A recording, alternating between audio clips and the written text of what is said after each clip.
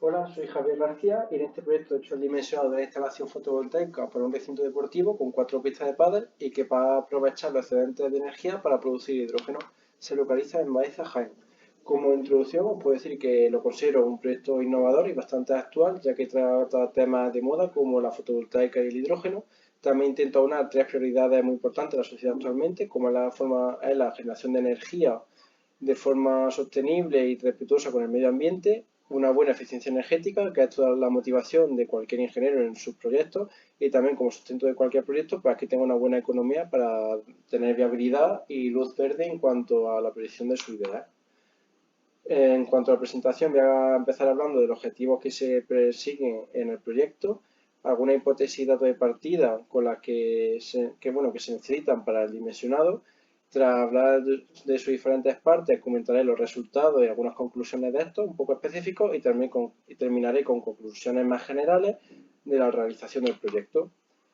Empiezo con los objetivos y el objetivo principal del proyecto era analizar cómo funcionaba la instalación fotovoltaica con este aprovechamiento de excedentes para producir hidrógeno, ver su proyección, sus limitaciones, sus ventajas y al final ver si es viable económicamente y rentable.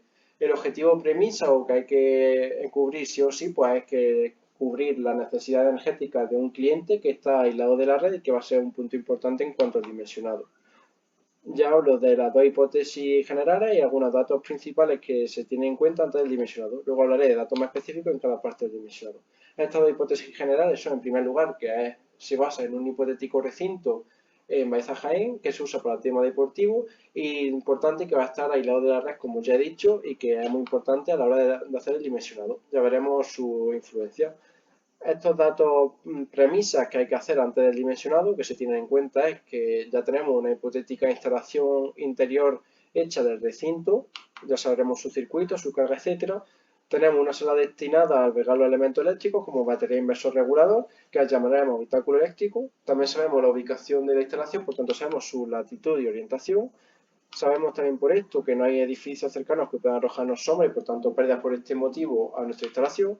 Según el reglamento electrotécnico de baja tensión, tenemos un terreno de arena arcillosa, ya veremos cómo influye en la toma de tierra, una cubierta de canto rodado para la estructura soporte y sabremos las diferentes disposiciones en el recinto y sobre todo dimensiones tan importantes como la altura, que será de 8 metros. En el dimensionado comienzo hablando por el estudio de consumo, que sirve de base para calcular la elección, bueno, para elegir el tipo de batería, el generador fotovoltaico y la línea de producción de hidrógeno por este orden. Y luego ya se detallarán elementos menos importantes, pero también esenciales en la instalación, como serán los elementos secundarios y auxiliares. Comienza el estudio de los consumos, hablando del criterio del mes peor o mes más desfavorable. Este es en el que el cociente entre la energía incidente y el consumo es menor. Aquí, por ejemplo, aparece los consumos. Se hace un estudio, ya que no tenemos las tarifas, el historial de las tarifas, pues se hace un estudio debatiendo con el cliente. Y tenemos aquí el mes peor, en el que destaca, por ejemplo, la potencia de iluminación, que es una característica de estas pistas de pádel, y ya vamos adelantando que diciembre será el mes de diseño. También tenemos la energía incidente horizontalmente en el día prototipo de cada mes por metro cuadrado y este valor se recoge para cada mes de tabla de datos y se contrasta este valor con datos de base meteorológica de PVGIS. Aquí tenemos la gráfica que demuestra que diciembre es el mes peor y que por tanto es el mes de diseño o que se tiene en cuenta para el dimensionado. Según esto, pues ya se eligen los diferentes elementos, comenzando las baterías, que va a ser una parte importante de la inversión inicial. Tenemos algunos datos fijos que se tienen en cuenta en esta parte, destacan las pérdidas por autodescarga, por pérdidas variables, por el inversor y por las baterías. Y con estos datos fijos también tendremos unos datos que se irán variando para al final tener la mejor elección de baterías posible. Con los días de autonomía, la profundidad de descarga y la tensión nominal del sistema se calculará el rendimiento global del sistema de almacenamiento, como podemos ver aquí en este diagrama. Y con este rendimiento del sistema de batería también sabremos el consumo teórico de energía en el mes de diseño y con estos dos sacaremos la energía que realmente demandarán las baterías. Y esto multiplicado con los días de autonomía podremos obtener la capacidad mínima teórica que dividiendo entre la tensión nominal la tendremos en amperios hora y esta no es la que se busca aún en el catálogo, sino que hay que aplicar la profundidad de descarga máxima y algunos coeficientes de corrección para conseguir la capacidad mínima que hay que buscar ahora sí en catálogo. Esto se hace, este proceso, variando estas tres variables que he comentado anteriormente, variando las diferentes opciones de mercado entre estos dos vendedores, y al final se opta por este sistema de 48 voltios formado por vasos de 2 voltios, con una capacidad importante de 4.420 amperios y con esta profundidad de descarga máxima proyectada.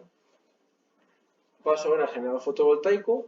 Tenemos el dato específico inicial, que es que la energía que debe entregar es mayor que la energía que demanda la batería, y esto es porque existe una pérdida por el camino, sobre todo asociada al regular, que son en torno al 10%. Así sabemos estas pérdidas que deben entregar los paneles, que es un dato importante. También sabemos que la azimut de los paneles va a ser 0 grados, aunque la orientación del recinto sea 10 grados suroeste, y la inclinación será de 50 grados, que se dimensiona para asegurar el autoabastecimiento en los días de autonomía en el peor de los meses, que es diciembre. Así tenemos una inclinación alta a una altura del sol bajita en ese periodo. Aquí, pues claro, las pérdidas no hay sombreado, sus pérdidas son cero. Por orientación también serían cero y por inclinación tenemos un 5,81 que son menores que los límites por el código técnico de la edificación y que son debidas, por ejemplo, a un periodo de verano en los que la inclinación no se dimensiona o no se ajusta también a la posición del sol. En cuanto a la potencia del panel y el tipo de panel elegido y el número de este, pues se aplica esta fórmula en la que es importante el valor hora solar pico que se obtiene del producto del factor de corrección por inclinación y también del valor de la insolación. Este valor de insolación es importante en la ecuación, por tanto se toma diferentes fuentes y se hace un valor promedio. Y con esta ecuación lo que se hace es barrer entre las diferentes opciones de potencia que existen en el mercado para las potencias de paneles, se obtiene un número decimal de número de paneles y ya se elige la opción que mejor se ajuste decimalmente, que sea un número par y que esté algo sobredimensionado a la necesidad que tenemos. Al final utilizamos 24 módulos de 460 vatios de potencia pico y la que destaca también una tensión nominal de 24 voltios. En cuanto a su configuración eléctrica, es importante, bueno, es primordial ver las opciones que hay en el mercado de reguladores. Vemos que existe una opción con 4 entradas MPPT, con 6 módulos en serie en cada rama. Se debe corroborar esta condición y aquí tenemos las características principales del generador fotovoltaico. Luego veremos que son importantes para confirmar la viabilidad del regulador e inversor. Sobre la disposición y el último punto del generador fotovoltaico, pues se ajustará al menor espacio posible, pero evitando la sombra entre las filas adyacentes. Se utiliza esta ecuación para asegurar que hay 4 horas de luz en el peor día del año, que es cuando el sol esté más bajo, y con esta ecuación, bueno, al final sobredimensionamos un poco más su valor para evitar cualquier tipo de pérdida. Tenemos que tener también en cuenta dónde está el habitáculo eléctrico para poner la instalación encima y así evitar pérdidas en el cableado. Entramos a la parte que otorga mayor innovación y actualidad al proyecto, que es la línea de producción de hidrógeno. Se produce hidrógeno verde a través de la electrólisis del agua, pasando por el agua electricidad por ánodo y cátodo, produciendo hidrógeno y oxígeno de forma renovable. El elemento clave es el electrolizador y se piensan en tres ideas para este. Uno es un electrolizador de gran escala que utiliza energía de red y que está fuera de escala de este proyecto. Otro es el diseño del propio electrolizador, pero que requiere mucho tiempo para conseguir certificación y garantías.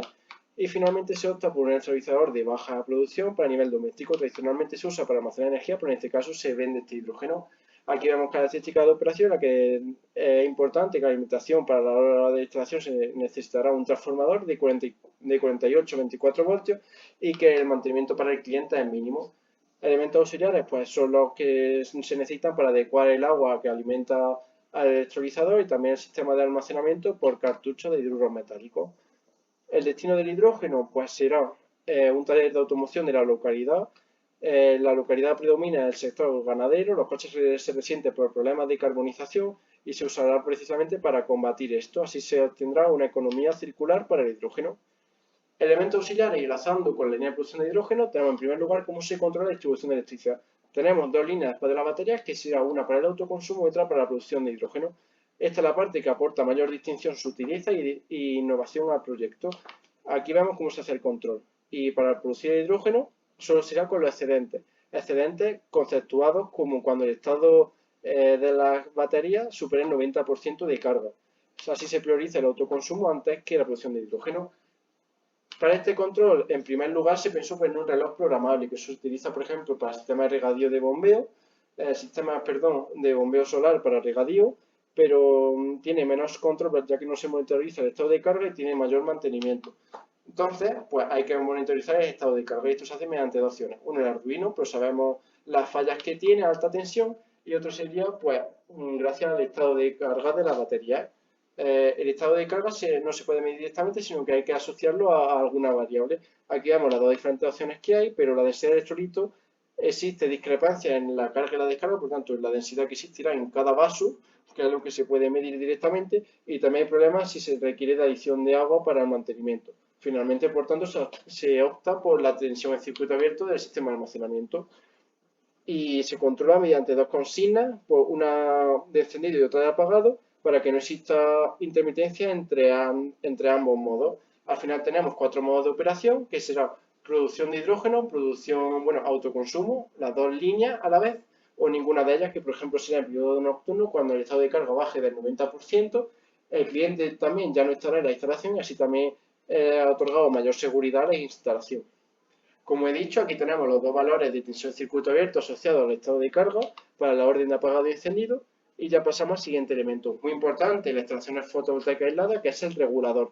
Aquí vemos los dos valores que hay que tener muy en cuenta, la intensidad que puede meter de entrada y la tensión, que son mayores que los valores de tensión del sistema de generación y también su intensidad, modulada en un 25%. También la tensión de las baterías, que es 48 voltios, podemos ver ahí que se adecua también a las características de este regulador y hablamos con el vendedor, ya que estos dos valores de tensión se tienen que ajustar en la mayoría de casos para mejorar la vida útil y funcionamiento de las baterías.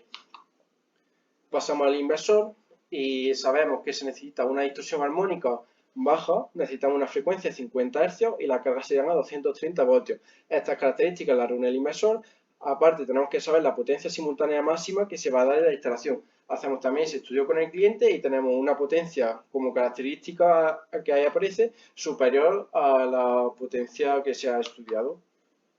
Pasamos al cableado y aquí diferenciamos en 5 tramos, en la que interviene, por ejemplo, la batería en algunos de ellos y también las salidas de cada stream del generador fotovoltaico. Así necesitaremos cables especiales y aplicar coeficientes correctores por agrupamiento de circuitos, por cables de intemperie y por tanto utilizaremos el reglamento electrotécnico de baja tensión en su instrucción 19.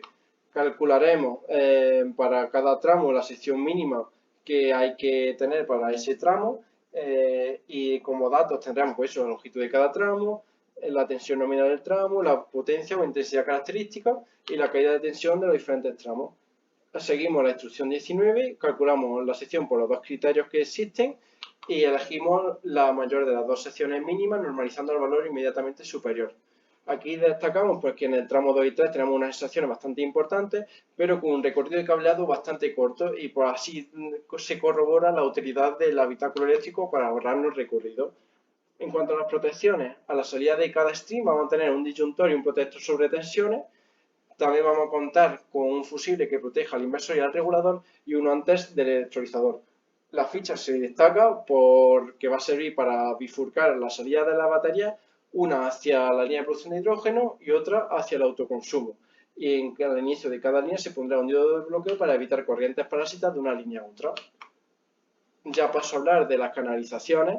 Se sigue en este caso la ITC21 en su tabla 5 y vemos diferentes opciones de canalizaciones que se utilizan en este proyecto. En cuanto a la toma de tierra, vemos que según una tensión de contacto de 24 voltios y una corriente efecto de 30 mA, tenemos esa resistencia máxima que debe ser menor a la que instalemos y con las secciones adecuadas que aparecen representadas un poco ahí. Nuestra resistencia finalmente será de 500 ohmios y además se unirá con un conductor de equipotencialidad a la toma de tierra de la instalación interior. Al final tendremos una resistencia equivalente menor en cualquiera de los casos de esos 500 ohmios. Ya elementos secundarios, comenzamos con los soportes de generador fotovoltaico. Tenemos 24 módulos que van a estar en dos filas y cada una de estas filas va a tener dos rieles longitudinales de base, porque van a servir para la base. Estos van a ir sobre 16 lastres en cada fila y los lastres hay que a operar con ellos de una forma apropiada. Primero se hace el agujero de perforación de 5 centímetros con la cinta en el taladro apropiadamente. Se pintan y se sellan con espuma de poliuretano adecuadamente. Se aprieta el espárrago y se ajusta con llave de carraca. Luego se ponen toda la escuadra y las uniones necesarias, las tuercas, etcétera. Ya se ponen los rieles longitudinales de la base y perfiles modulares triangulares de 30 a 50 grados que se unen a estos rieles longitudinales, y sobre esto se ponen dos rieles longitudinales también encima de esta hipotenusa para ya apoyar y sujetar bien a los paneles. Aquí tenemos, ya que sabemos todos los elementos que hay sobre la cubierta, pues tenemos un análisis de resistencia. Primero a la cubierta, vemos el peso en el mayor de los casos, que es menor al máximo peso que debe soportar. Así se verifica esta condición. También la máxima presión que soportan los paneles frontal y lateralmente, y también los soportes. Vemos que la velocidad del viento en la zona es menor que la que da el catálogo, como que la que resisten los soportes. Todo esto bajo el amparo del Código Técnico de la Edificación. Tenemos otros elementos que son importantes, sobre todo tenerlo en cuenta en el presupuesto y a la hora de instalación, por ejemplo, la ficha de conexión de las tomas de tierra y la bifurcación y la envolvente del cuadro eléctrico como una partida importante en el presupuesto. Ya comento los resultados y comienzo con el presupuesto, las diferentes partidas que lo componen y cómo de importantes son en este, la distribución de energía y cómo se adecua a la demanda y la generación de energía, y los aspectos económicos del proyecto que vamos a sacar algunas conclusiones de este. Pues sobre el presupuesto vemos las diferentes partidas que lo componen y vemos cómo destaca la inversión inicial de las baterías. Luego el generador fotovoltaico a lo mejor está en torno a un 15% y la línea de producción de hidrógeno un 25%. En este caso, en los que estamos aislados de la red y no conectados a red, pues tenemos que las baterías hacen que la inversión del generador fotovoltaico sea bastante menor que estas baterías. Al final tenemos un presupuesto por 63.000 euros aproximadamente. Ya comentaremos algunas conclusiones. Sobre la distribución de la energía, vemos cómo en diciembre se adecua mejor la generación y la demanda, y en los meses de verano, por contraste, existen mayores excedentes, pero en todo el año se asegura el autoconsumo y la producción de hidrógeno. Finalmente, los aspectos económicos del proyecto. El coste del kilovatio hora de energía es casi el doble que en otras instalaciones fotovoltaicas aisladas, pero lo que pasa es que se aprovecha mucho mejor la energía, ya que vamos a producir hidrógeno que su energía con la que se genera antes era vertida o desperdiciada. La inversión inicial ya lo he comentado, y los costes después de la inversión inicial serán por combustible, eso nos lo deja gratis, y por mantenimiento casi 100 euros al año. Se estudia para 25 años, que es la garantía que nos dan los catálogos de fabricantes de paneles. También en este periodo de 25 años se calcula el BAN, los beneficios de los 25 años es de alrededor de 110.000 euros, y se obtiene de dos ingresos fundamentalmente. Aparte de los pagos, como he dicho anteriormente, se tiene 1.500 euros anuales de ahorro en la factura de la luz, ya que no tenemos factura. Y también por la venta de hidrógeno vemos cómo se pronostica que se venden 4 cartuchos, 5 al día, en 305 días hábiles del año, a 4,40 euros por cartucho. De estas dos tendencias de pago e ingresos se saca la intersección, que es el periodo de amortización, y vemos que está entre el año 9 y 10. En el año 0 se tiene una inversión inicial muy elevada, ya a partir del año 1 es solo costes por mantenimiento. Entre el año 9 y 10 se consigue el periodo de amortización, y en el año 11 ya se tienen ingresos netos por hidrógeno de 6.040 euros aproximadamente, y ahora la factura de 1.500 prácticamente. En el año 25 ya se obtiene este beneficio industrial de 110.000 euros aproximadamente. Conclusiones del proyecto. En términos económicos, vemos como tenemos un LCO más elevado, también un periodo de amortización, pero el BAN transcurrido los 25 años es mucho más elevado comparado con otras instalaciones fotovoltaicas. En este caso lo que tenemos es la producción de hidrógeno, que es lo que aporta mayor beneficio, y también lo que aportaba pues esa inversión algo más elevada. El objetivo del proyecto, lo que se pretendía era analizar cómo funcionaba, y yo diría que se consigue ver que puede ser económicamente viable y que es una opción dada la situación que existe actualmente y en la que tanto se estudia y en la que tanto se analiza la producción de hidrógeno. Vemos que es una solución que no se daba tanto para instalaciones de energías renovables de escala pequeña-mediana, y que puede ser viable, además con el potencial y la predicción que tiene el hidrógeno y el desarrollo que se prevé para el futuro. Y también se deja la puerta abierta para una futura optimización del dimensionado, en la que, por ejemplo, se puede hacer el propio diseño del electrolizador basado en membrana de intercambio protónico con electrolito sólido y también, por ejemplo, instalando placas termosolares para aumentar la temperatura de entrada de agua al electrolizador y así mejorar el rendimiento de este. Así termina el proyecto y eso es todo.